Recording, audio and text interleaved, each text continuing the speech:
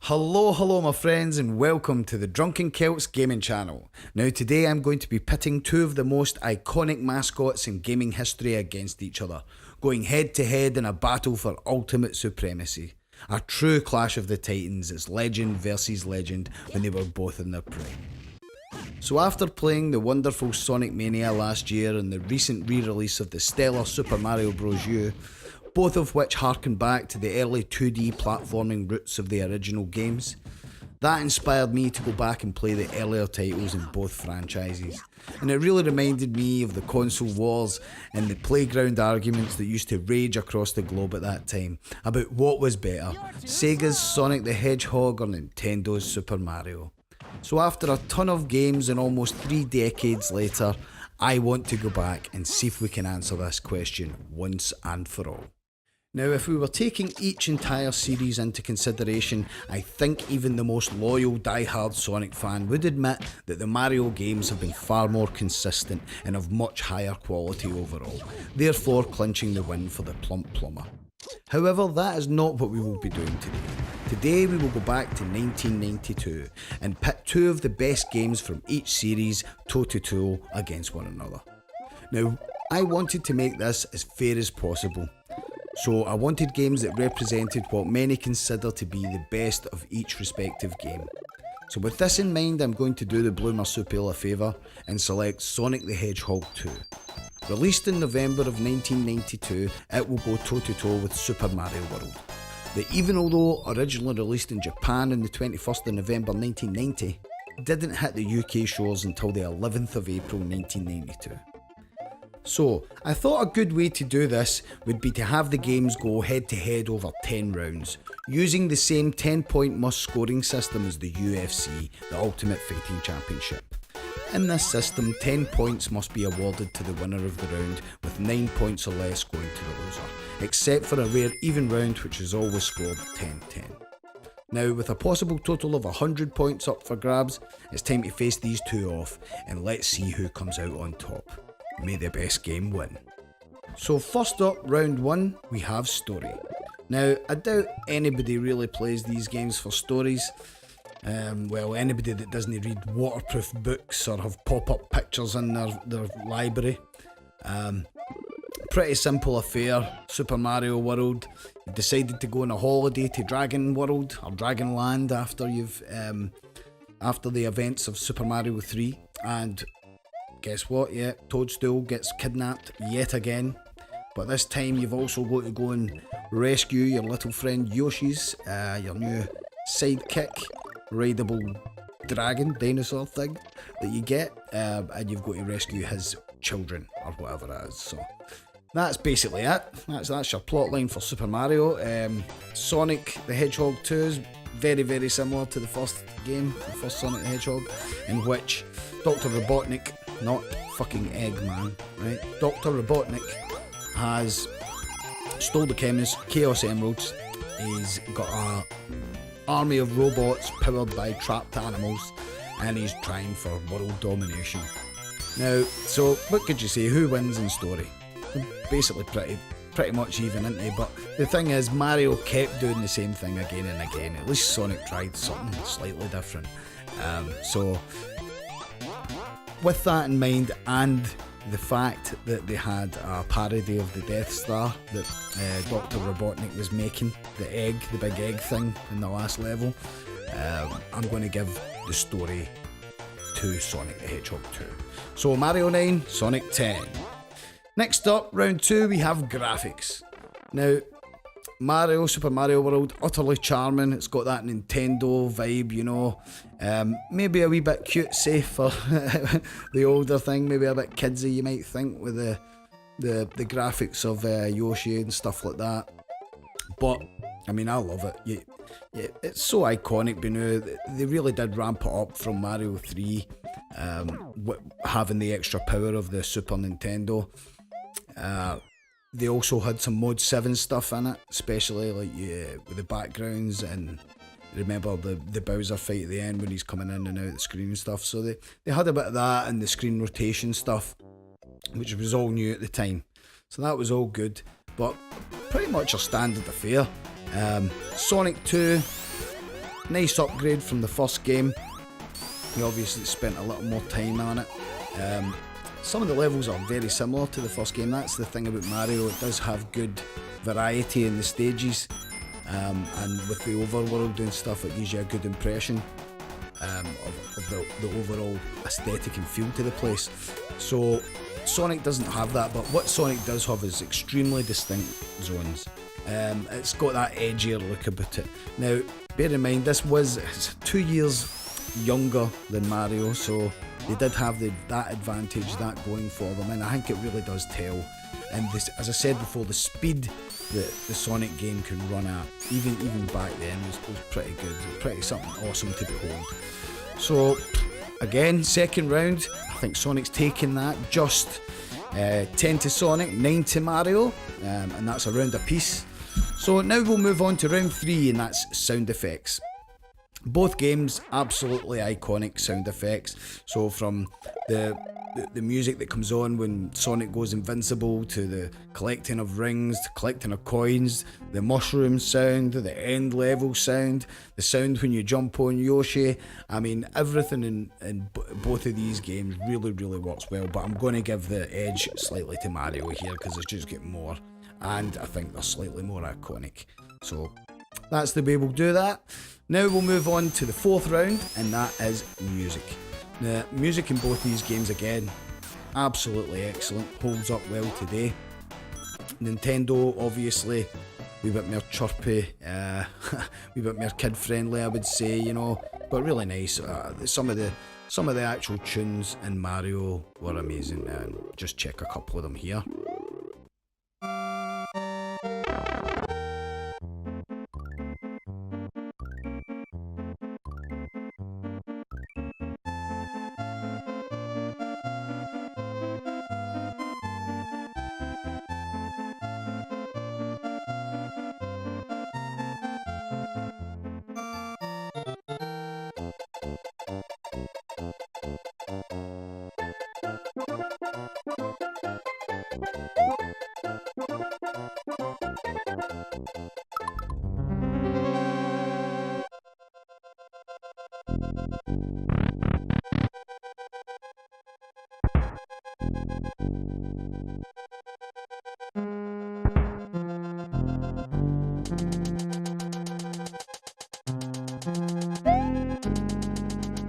So yeah, if that doesn't get your nostalgia buds going, I don't know what will.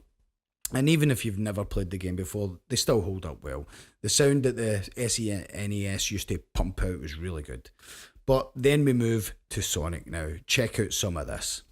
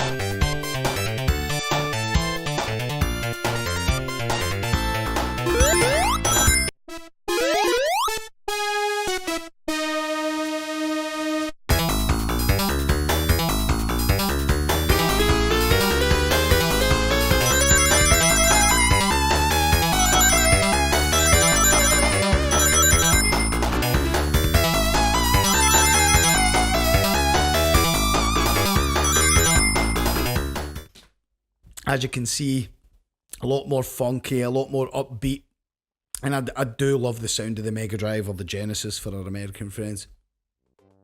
It really was kind of more beefy, and now I'm a self-confessed Mario addict, you know, Mario for life kind of thing, but I did play all the Sonic games, and when I was replaying them, the actual music for Sonic hit me more. I seem to remember every single tune more. Maybe that's because there's quite less of them, but nonetheless, I'm going to give the edge here to Sonic for the music. Just with it being a bit more modern, a bit more edgy, the influences we're using back at the time. I mean, Nintendo were, although redoing greatness, it was still a kind of redo of the stuff they'd done before.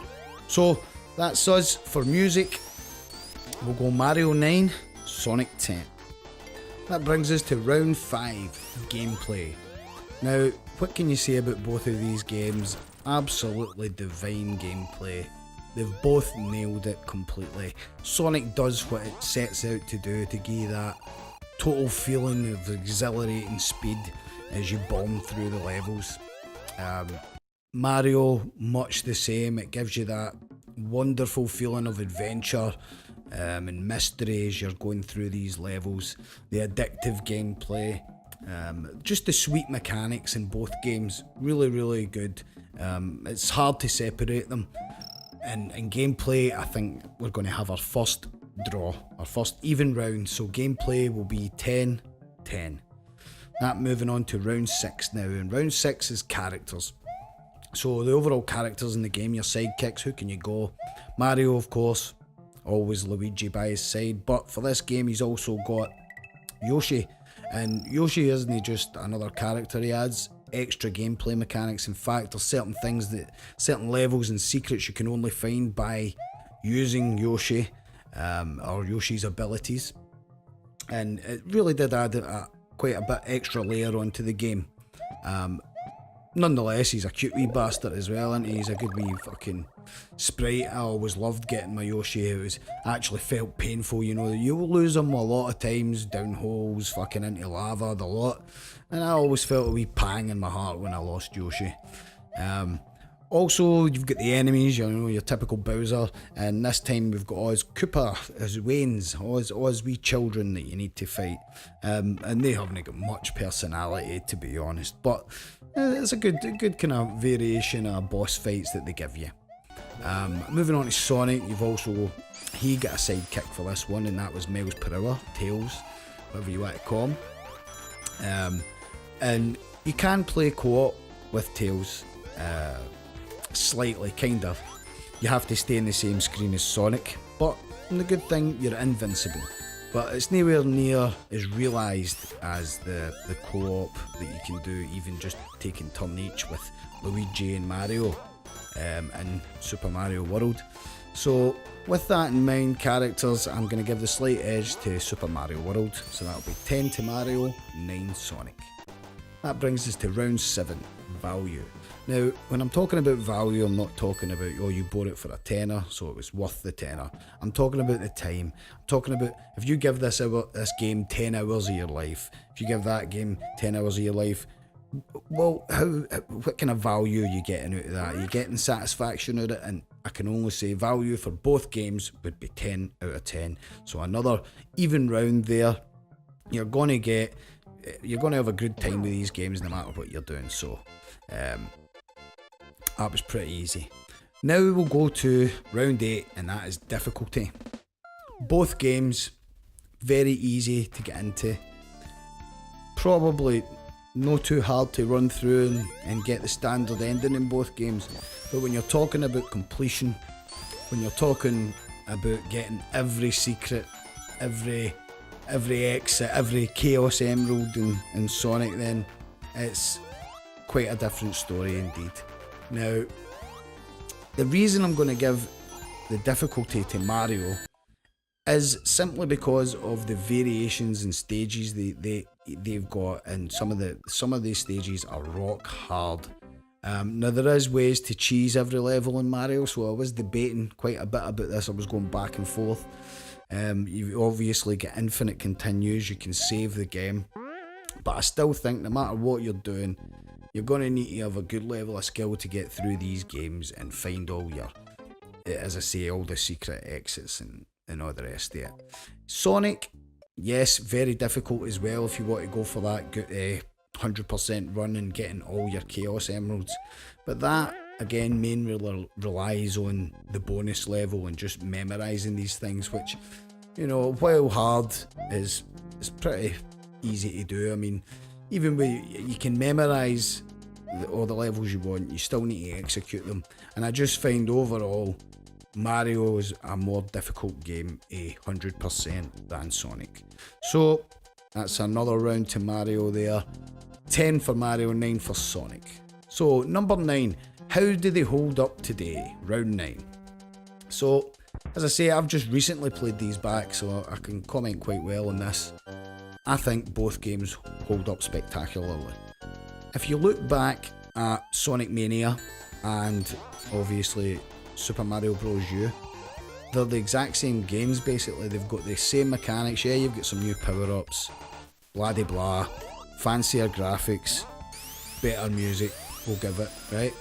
But essentially it's the same game, same mechanics, same levels even to a point, the stages that Sonic Mania used. I mean, it really was just a glory days. So if you're talking how the old ones hold up, they hold up incredibly well.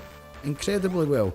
You can still have fun playing these ones and then go back and play the modern ones, and you'll have the same kind of experience, I think, except with nicer visuals there. So hold up today is another even round. They're socking it out all the way to the end here. So that'll be 10 for Mario, 10 for Sonic. Now lastly, and this is a kind of bonus round, 10th round, and it's secrets. Now when you talk about secrets in games, especially platformers, Mario wrote the book.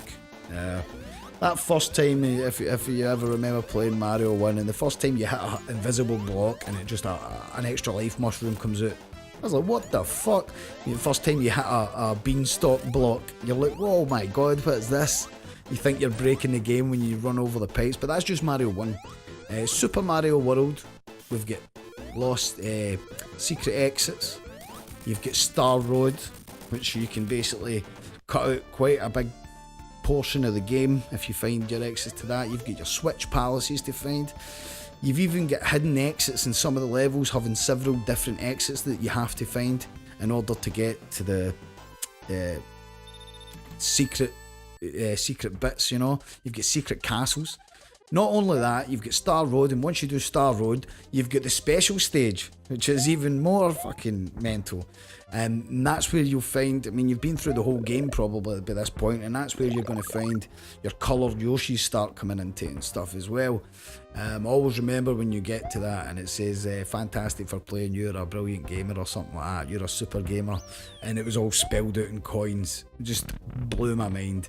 But I mean, add on to that, you've got all your hidden beanstalks, your 5 Yoshi coins in each level. Super Mario's holding it down for secrets. What have we got in Sonic when it comes to secrets? Well, you've got your Chaos Emeralds. Are they secret? I don't know, don't really think so. But you do have multiple levels in each stage to go. Multiple different paths. And within all these paths there are secret bits. There's secret extra lives. Your invincibility things, even like secret blocks that you can blaze through to find hidden background bits of the level and stuff.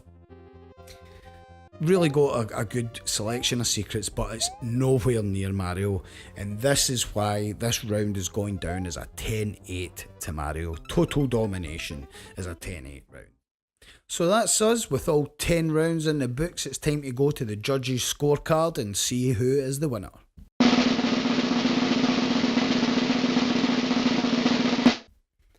And it's very close. We have Mario taking the win by a mere 2 points, 97 to 95. So there you have it. It's official. Super Mario World kicks Sonic the Hedgehog 2's arse. Not by much, let's be honest. It went all the way to a tight decision. But what you can't argue the facts, man. Can I argue? Well, of course you can. It's all opinion. But that's how it's turned up in my scorecards today. So let me know if you agree in the comments or disagree. And also, what other 2 games or gaming characters would you like to see square off against each other next time?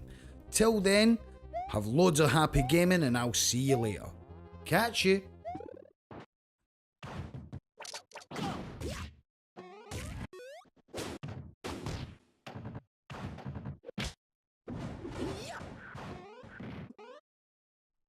The views expressed in this programme do not represent the views of the Drunken Celts Gaming Channel, who reserve the right to the Zone Baltic at the first sign of an angry mob of Blue Hedgehog fans. Thank you.